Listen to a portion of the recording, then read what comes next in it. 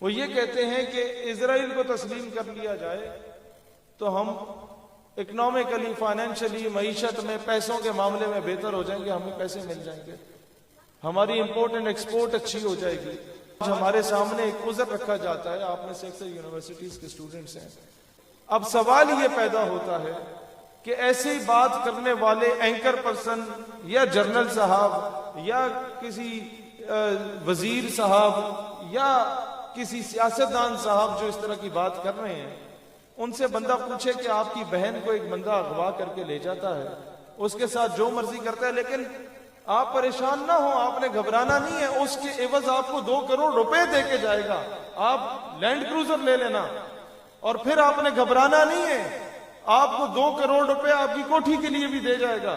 اور پھر آپ نے گھبرانا نہیں ہے، آپ کو 2 کروڑ روپے آپ کی عیاشی کے لیے بھی دے جائے گا۔ آپ اگر وہ 6 کروڑ روپے وصول کر لیتے ہیں اور بہن کو بیچ دیتے ہیں تو آپ کے پاس یہ ساری چیزیں ضرور آئیں گی، لیکن کیا محلے والے آپ کو بغیرت کہیں گے یا نہیں کہیں گے؟ تو اقوام عالم میں اگر ہم نے ڈاکٹر عافیہ صدیقی کو فروخت کر دیا امریکہ کے آگے، اپنی بیٹی کو، یا ایمل کانسی کو فروخت کر دیا امریکہ کے آگے، یا ممتاز قادری کو پھانسی دے کے ایک گستاخہ کو، آسیہ ملونہ کو باعزت طور پہ بری کر دیا، اور اس کے عوض اگر ہم نے ڈالر لیے تو کیا دنیا ہمیں بغیرت نہیں کہے گی؟ کیا بیٹیوں کا سودا کرنے والا نہیں کہا جاتا ہمیں؟ ہم لوگوں نے ہر 5 سال کے بعد قیمے والے نان اور بریانی کی پلیٹ کے پیچھے اپنے ضمیر کو بیچا ہے۔ تو خدا کا واسطہ ہے، کسی M N A M P A کے آگے اس کے گٹوں میں نہ بیٹھنا،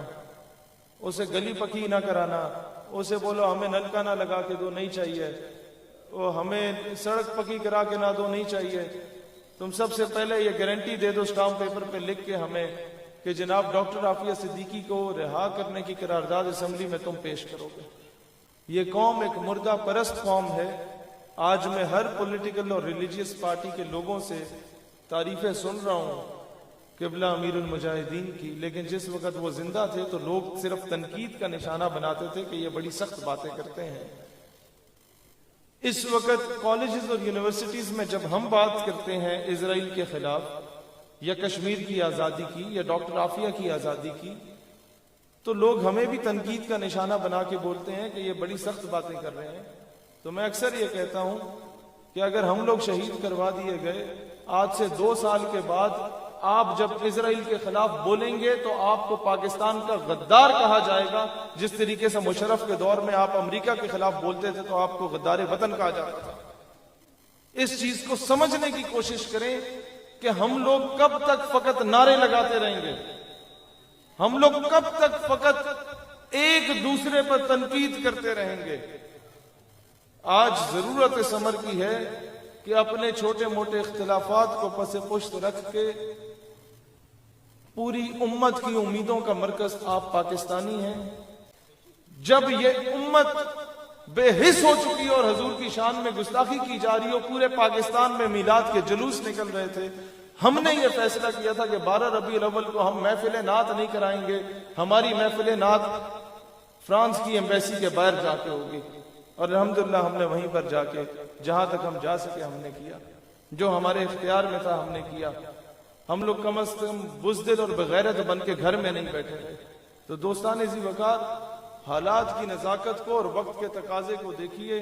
اور اس کے مطابق اپنے فیصلے کیجیے کہ ہمیں کس سمت میں جانا ہے۔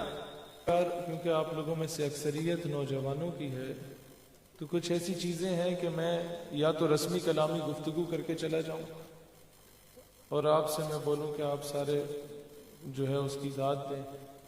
یا یہ ہے کہ اپنا درد دل آپ لوگوں کو سنا کے جاؤں کہ امت جس نہج پہ پہنچ چکی ہے اسے واپس سلطنت عثمانیہ کی طرف لے کے جانے کا پہلا قدم رکھا جائے۔ اس میں فیصلہ آپ لوگوں نے کرنا ہے۔ میرے خیال ہے دوسرے والا راستہ بہتر ہے جو مستقل حل ہو۔